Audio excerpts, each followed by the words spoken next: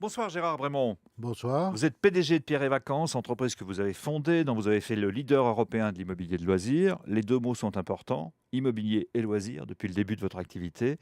Et vous publiez des résultats trimestriels en demi-teinte, on peut le dire. Le chiffre d'affaires progresse un peu, 670 millions d'euros sur 6 mois, mais les pertes se creusent, près de 82 millions.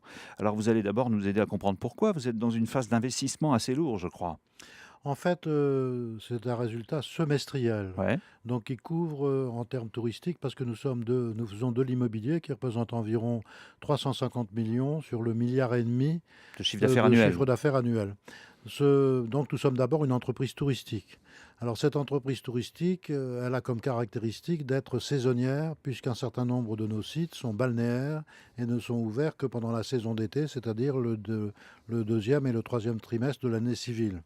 Les résultats que vous évoquez sont des résultats qui portent donc sur la saison d'hiver, qui sont structurellement déficitaires Mhm. parce que c'est une part réduite de nos activités touristiques et parallèlement à ça, les coûts en revanche sont pro rata temporis tout au long de l'année. Ouais, les coûts Exemple, salariaux en particulier. salariaux et Mhm. surtout les loyers. Ouais. Par exemple, les sites balnéaires qui sont fermés pendant l'hiver, le loyer est compté pour 6 mois. Quand on fait des dépenses publicitaires pour la saison d'été, à ce moment-là, c'est également comptabilisé l'hiver. Donc vous Donc, avez plus de charges que de recettes, quoi, à cette voilà, période donc de l'année. structurellement, on est déficitaire Mmh. depuis que nous sommes nés.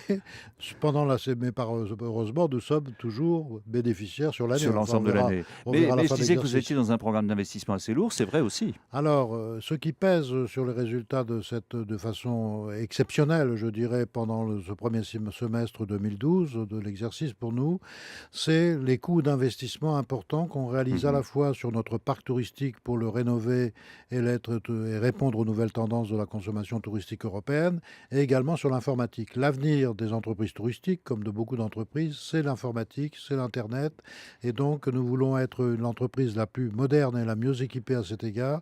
Mais malheureusement, en période de crise, ça pèse plus sur les résultats, C'est ça. évidemment, qu'en période d'euphorie. Aujourd'hui, juste pour, nous donner une idée, quelle est la part de vos ventes, qui se fait sur internet?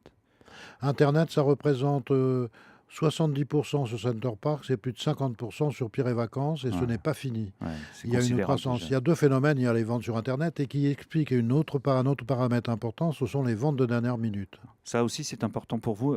Qu'est-ce qu'on peut dire de cette année particulièrement? Les gens tardent beaucoup à réserver? Ils tardent à la fois pour des raisons historiques où pratiquement année par année, les réservations sont de plus en plus tardives. Mmh. Exemple, un sondage a été fait le 22 mai par Atout France, qui est l'organisme officiel et le SNAV, qui est le syndicat Les gens des de agences de voyage? voyage. 22 mai, il est constaté deux choses. Près de deux tiers des Français qui réservent leurs vacances dans l'Hexagone décident un mois avant la date de départ. Un Pas mois. plus, ouais. Et 8 jours avant leur départ, c'est Mmh. 42%. Est-ce C'est que quelque chose qu'on n'avait jamais connu avant et qui est amplifié par l'anxiété, le calendrier électoral et tout le Oui, c'est reste. ça, il y a aussi des facteurs un petit peu exceptionnels dans le calendrier cette année en France.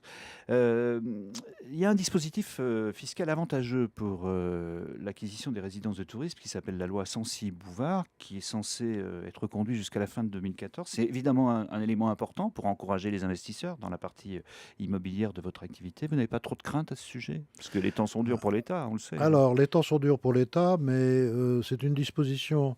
En fait, il y a l'investissement immobilier locatif qui fait l'objet d'un certain nombre de dispositifs. Le Mmh. régime cellier pour l'habitation principale qui s'achèvera le 31 décembre 2012 et pour l'investissement de l'immobilier touristique, Celui qui vous là concerne? Mmh. 2013-2014, donc jusqu'au 31 décembre 2014, avec un certain nombre de conditions que nous remplissons. Mmh. Donc, on va se retrouver avec un système, disons, dans la concurrence de l'investissement, dans la compétition de l'investissement immobilier, avec une incitation supplémentaire par rapport à l'habitation principale, qui est justifiée par les créations d'emplois, par la rentrée de devises, Donc par c'est tout pas un mal certain pour nombre vous, vous d'arguments. espérez bien que ça va Ça, c'est durer? pas mal pour nous. Et on a un autre système qui s'appelle le loueur en meublé non professionnel, qui est également très incitatif. Mmh. Et puis, il y a aussi le fait que dans cette période de crise économique et financière, la valeur refuge de la pierre va rester un placement Mmh. privilégié par les Français, puisque les perspectives de stabilité de la bourse sont quand même incertaines. C'est sûr. Si on prend, vos 3 grandes marques, pour essayer de prendre un peu de champ et voir, ce que ça peut donner à terme. Pierre et Vacances, c'est un peu par là que vous avez commencé, c'est de l'immobilier donc, hein, on achète, on occupe, puis on loue à d'autres quand on n'y est pas soi-même. Vous misez beaucoup sur le retour des investisseurs institutionnels, justement pour compenser peut-être la fébrilité, la crainte ou la frilosité des particuliers, c'est vrai? Parfaitement, parce que le flux d'investissement par les particuliers risque de se réduire dans les mois et dans les années qui Mmh. viennent pour des raisons conjoncturelles que chacun connaît. Cependant, nous avons donc 2 voies. Premièrement, la vente aux particuliers, le business model de Pierre et Vacances en France, nous l'appliquons dorénavant en Allemagne et aux Pays-Bas avec succès. Mmh. Nous avons lancé en Allemagne, dans le Länder de la Sarre, un nouveau projet Center Parcs qui s'appelle Bossladze, sans réservation en quelques semaines, donc avec les formules que nous appliquons maintenant dans ces pays-là.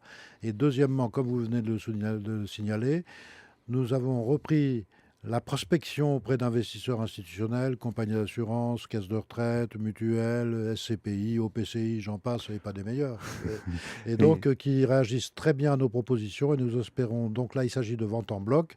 C'est pas la vente à mmh, chaque particulier d'un cottage ou d'un appartement, mais la vente de 100, 200, 300 c'est ça, ouais, parce d'un qu'ils ont seul besoin coup, eux-mêmes d'asseoir, leurs leur investissements sur, rentabilité avec une garantie de loyer, ouais, ouais, c'est etc. ça. Et les contacts sont très Mmh. prometteurs et nous pensons avant l'été avoir conclu un certain nombre. Center Parcs, vous en ouvrez toujours et de formats assez différents. Vous misez maintenant sur un format de taille moyenne. Pourquoi?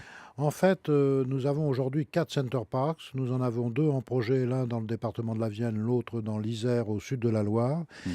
Mais nous voulons couvrir l'ensemble du territoire. Alors le territoire français est déjà maillé par les 4 existants plus les 2 en projet.